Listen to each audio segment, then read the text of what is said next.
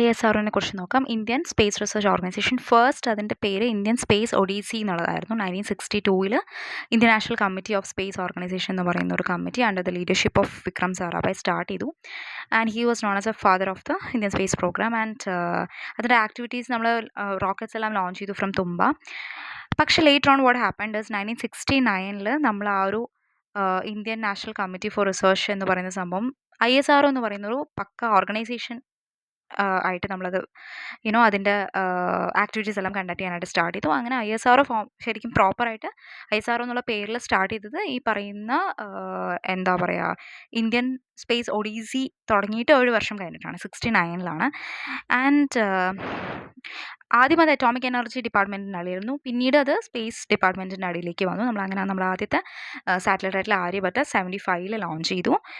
And പിന്നെന്താണ് ഇപ്പോൾ after that അതായത് ഒരു 75 എറയ്ക്ക് ശേഷം വളരെ കോസ്റ്റ് എഫക്റ്റീവായിട്ട് വളരെ ഹൈ പ്രിസിഷനോടുകൂടി സ്പേസ് മിഷൻസ് കണ്ടക്ട് ചെയ്യുന്ന ഒരു അടിപൊളി ഓർഗനൈസേഷനായിട്ട് നമ്മൾ മാറി. സോ ദിസ് ഇസ് ആക്ച്വലി അവരുടെ ഒരു എവല്യൂഷൻ എന്ന് പറയുന്നത് ഇങ്ങനെയാണ്.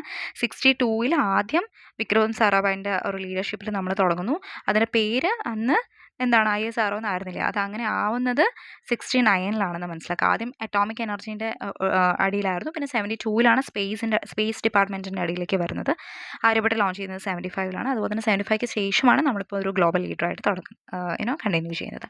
ഈ ലോഞ്ച് വെഹിക്കിൾസിൻ്റെ കാര്യം പറയുകയാണെങ്കിൽ ലോഞ്ച് വെഹിക്കിൾസ് ആക്ച്വലി നമ്മുടെ ISROൻ്റെ ഒരു ഇത് വെച്ചിട്ട് 3 എറാസ് ആയിട്ട് അവർ ക്ലാസിഫൈ ചെയ്യുന്നു. ഒന്ന് ഹിസ്റ്റോറിക്കൽ ആയിട്ടുള്ള ഹിസ്റ്റോറിക്കൽ എറ എന്ന് പറയുന്നത് റിട്ടയർ ആയിട്ടുള്ള റോക്കറ്റ്സ്, പിന്നെ ഓപ്പറേഷണൽ അതായത് ഇപ്പോൾ ഉള്ള വർക്ക് ഹൗസസ് എന്തൊക്കെയാണ് കറണ്ട് ആയിട്ടുള്ളത്, പിന്നെ ഫ്യൂച്ചർ ആയിട്ടുള്ള നെക്സ്റ്റ് ജനറേഷൻ ടെക്നോളജി.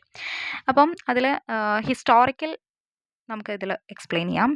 ബാക്കി 2 അപ്കമിങ് വീഡിയോസിൽ നമുക്ക് ഡിസ്കസ് ചെയ്യാം. ഓക്കെ, ഹിസ്റ്റോറിക്കൽ എന്ന് പറയുമ്പോൾ SLVയും അതുപോലെ തന്നെ ASLVയും ആണ് അതിൽ മെയിനായിട്ട് വരുന്നത്. SLV and ASLV. Okay, SLV എന്ന് പറയുന്നത് എന്താ, സാറ്റലൈറ്റ് ലോഞ്ച് വെഹിക്കിൾ കഴിഞ്ഞു. സാറ്റലൈറ്റ് ലോഞ്ച് വെഹിക്കിൾ നമ്മൾ ഫസ്റ്റ് ആയിട്ടുള്ള ഇൻഡിജിനസ് ആയിട്ടുള്ള സാറ്റലൈറ്റ് നമ്മൾ രോഹിണി സാറ്റലൈറ്റൊക്കെ വിക്ഷേപിച്ചത് SLVയിലായിരുന്നു. ഓക്കെ, ASLV എന്ന് പറയുന്നത് ഓഗ്മെൻറ്റഡ് ആയിട്ടുള്ള സാറ്റലൈറ്റ് ലോഞ്ച് വെഹിക്കിളാണ്. That has also been retired. അത് ഇതുപോലെ ബ്രിഡ്ജ് പോലെയുള്ള സംഭവങ്ങൾ വന്നിട്ടുള്ളതാണ്. And that not just that നമ്മൾ PSLVക്ക് വേണ്ടിയിട്ടുള്ള ടെസ്റ്റ് ടെക്നോളജീസ് ഒക്കെ ചെയ്തതും എല്ലാം ഈ പറയുന്ന ASLV വെച്ചിട്ടാണ്. So that is A historical. പിന്നെ ഓപ്പറേഷണൽ നമുക്ക് ഡീറ്റെയിൽ ആയിട്ട് നോക്കാം ഇൻ ദ അപ്കമിങ് വീഡിയോസ്. ഇപ്പോൾ നമുക്ക് ജസ്റ്റ് ഓപ്പറേഷണൽ എന്താണെന്ന് നോക്കാം, അതുപോലെ തന്നെ ഫ്യൂച്ചർ എന്താണെന്ന് നോക്കാം.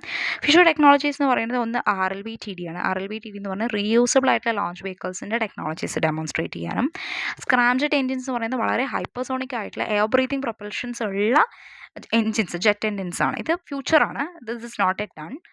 It is under research and operations and ഉണ്ടാക്കുന്ന പ്രോസസ്സിലാണ്.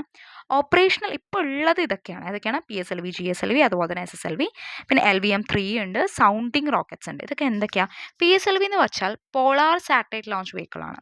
Okay, that is very active, ഇപ്പോഴും നമ്മൾ ചെയ്തുകൊണ്ടിരിക്കുന്ന ഒരു കാര്യമാണ്. GSLV എന്ന് പറയുന്നത് ജിയോ സിൻക്രണൈസ് ആയിട്ടുള്ള ലോഞ്ച്, അത് സ്റ്റേഷനറി മിഷൻസിനൊക്കെ വേണ്ടിയിട്ടുള്ള അവിടെ തന്നെ നിന്നിട്ട് ചെയ്യാനുള്ള ടൈപ്സ് ഓഫ് സംഭവങ്ങളാണ്.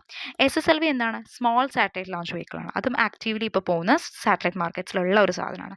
ഈ LVM-3 എന്ന് പറയുന്നതാണ് ഏറ്റവും വലുത്. എനിക്ക് വരാം. സൗണ്ടിങ് റോക്കറ്റ്സ് എന്താണെന്ന് വെച്ച് കഴിഞ്ഞാൽ റിസർച്ചിന് വേണ്ടിയിട്ട് ആക്റ്റീവായിട്ടുള്ള റൂട്ടീൻ എക്സ്പെരിമെൻറ്റ്സിന് വേണ്ടിയിട്ടുള്ളതാണ് സാറ്റലൈറ്റ് റോക്കറ്റ്. LVM-3 എന്ന് പറയുന്നത് മുൻപത്തെ GSLV Mk3 തന്നെയായിരുന്നു. അതായത് ഹെവി ആയിട്ടുള്ള പേലോഡ്സ്, ഇപ്പോൾ ഹ്യൂമണിനെയൊക്കെ അങ്ങോട്ടേക്ക് കയറ്റി വിടണം, ഹ്യൂമൻ മിഷനൊക്കെ കേപ്പബിൾ ആക്കുന്ന ടൈപ്പാണ് ഈ LVM-3 എന്ന് പറയുന്നത്. ഓക്കെ, ഇതിനെ പറ്റിയിട്ട് നമുക്ക് അപ്കമിങ് വീഡിയോസിൽ ഡിസ്കസ് ചെയ്യാം. Anyway, thank you.